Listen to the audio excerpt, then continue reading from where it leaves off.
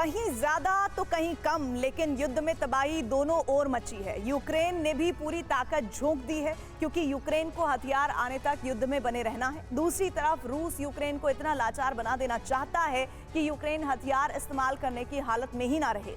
Kharkiv अभियान के बीच रूस ने रोबोटाइन पर कब्जे का ऐलान कर दिया है। दोनों तरफ भीषण युद्ध के बीच कोशिश एक दूसरे को ज्यादा से ज्यादा नुकसान पहुंचाने की है।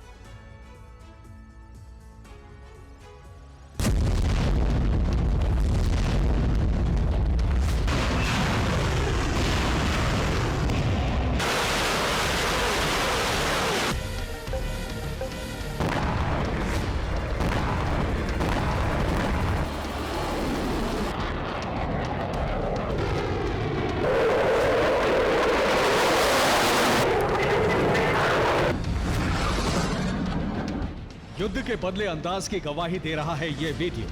अब ना जगह मायने रखती है और ना वक्त, बस अहम है तो सिर्फ एक दूसरे पर ज्यादा से ज्यादा घातक प्रहार।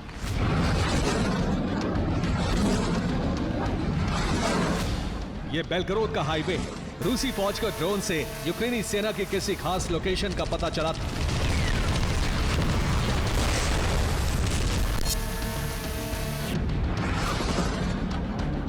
सड़क से वॉर जोन में जा रहे इस एमएलआरएस को पोजीशन लेने का हुक्म मिला और फिर ट्रैफिक रोककर प्रहार शुरू कर दिया गया।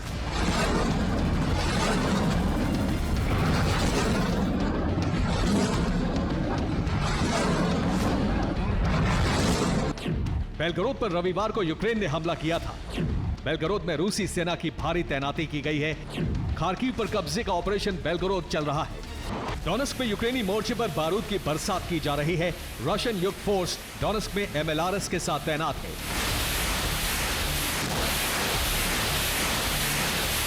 यह ताबड़तोड़ हमला यूक्रेन की पैदल सेना और आर्टिलरी को भस्म करने के लिए किया गया।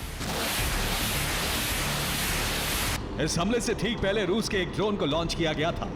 ड्रोन से यूक्रेनी सेना के ठिकाने का पता चलते ही ये एमएलआरएस को खास निशाने पर सेट करके हमले किए गए। रिपोर्ट के मुताबिक टारगेट 12 किलोमीटर की दूरी पर था। रूस ने ग्रैड एमएलआरएस का इस्तेमाल किया। डोनेस्क में रूस यूक्रेन के बीच भीषण जंग चल रही है। रूस ने डोनेस्क में आर्टिलरी का जाल बिछा दिया है। यूक्रेन के ठिकानों और हथियारों को ताबड़तोड़ प्रहार से भस्म किया जा रहा है।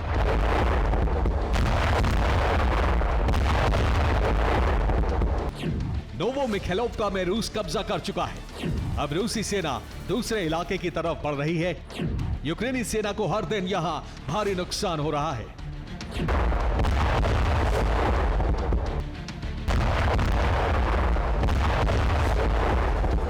जमीन और जंगल में छिपाए गए यूक्रेनी टैंक और आर्टिलरी के संहार के लिए रूस स्कॉर्पियन एम सरफेस ड्रोन का इस्तेमाल कर रहा है।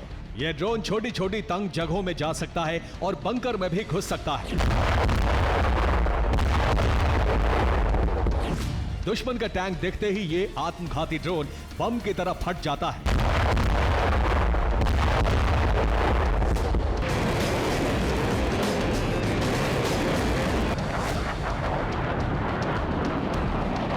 डोनेस्क की भीषण जंग में अब यूक्रेन का पलटवार देखिए। रूसी टैंक और आर्टिलरी यूक्रेनी ठिकानों को घेरने के लिए आगे बढ़ी, लेकिन तभी यूक्रेन ने कई आत्मघाती ड्रोन को लॉन्च कर दिया। एक तरफ आसमान से ड्रोन की बरसात और दूसरी तरफ यूक्रेनी आर्टिलरी का प्रहार। डोनेस्क में रूस के कई टैंकों में धमाके हुए और कई बख्तरबंद गाड़ियां भस्म हो गई।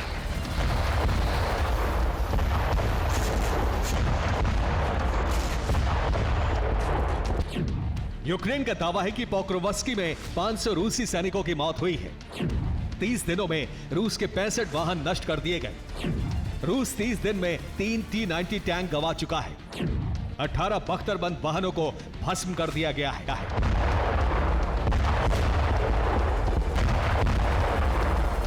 यूक्रेन का एक ड्रोन रूस के तातारस्तान तक पहुंचने में कामयाब हो गया था।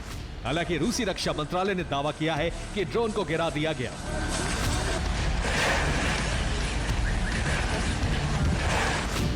रूस तातारस्तान सीमा से 1000 किलोमीटर दूर है। ड्रोन एक ऑयल सेंटर की तरफ बढ़ रहा था। ड्रोन गिराया नहीं जाता तो रूस को बहुत बड़ा नुकसान हो सकता था।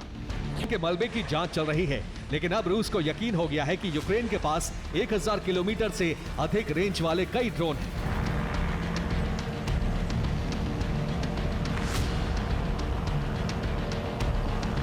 अब यूक्रेन की ताकत बढ़ाने के लिए नेटो देश जल्द ही हथियारों का नया जखीरा भेजने में जुट गए हैं।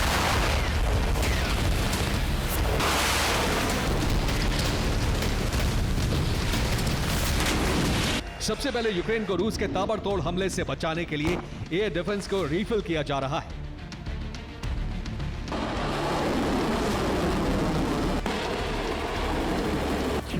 फ्रांस सैम्टी एयर डिफेंस सिस्टम के लिए मिसाइल भेज रहा है। फ्रांस से एस्टर 30 मिसाइलों की खेप भेजी जा रही है। फ्रेंच मिसाइल ड्रोन और क्रूज मिसाइलों को गिराने में सक्षम है, किया जा सकता है।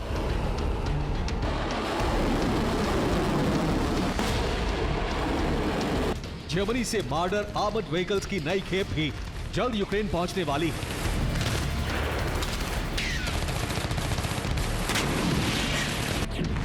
यूक्रेन को 40 मार्डर की सप्लाई की जाएगी।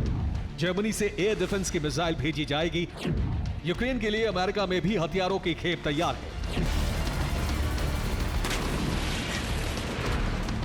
रूस के तेवर को देखते हुए यह यूक्रेन के लिए बेहद नाजुक वक्त है।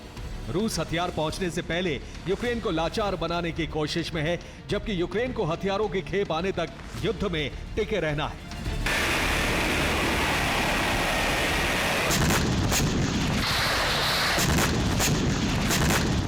यही वजह है कि पुतिन का ध्यान बटाने के लिए रूस के भीतर हमलों पर ज्यादा जोर दिया जा रहा है।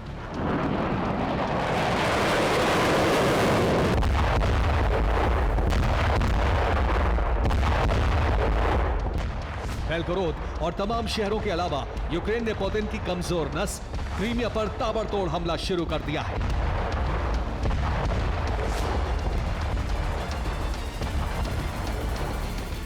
Bureau report, TV9 Bharat.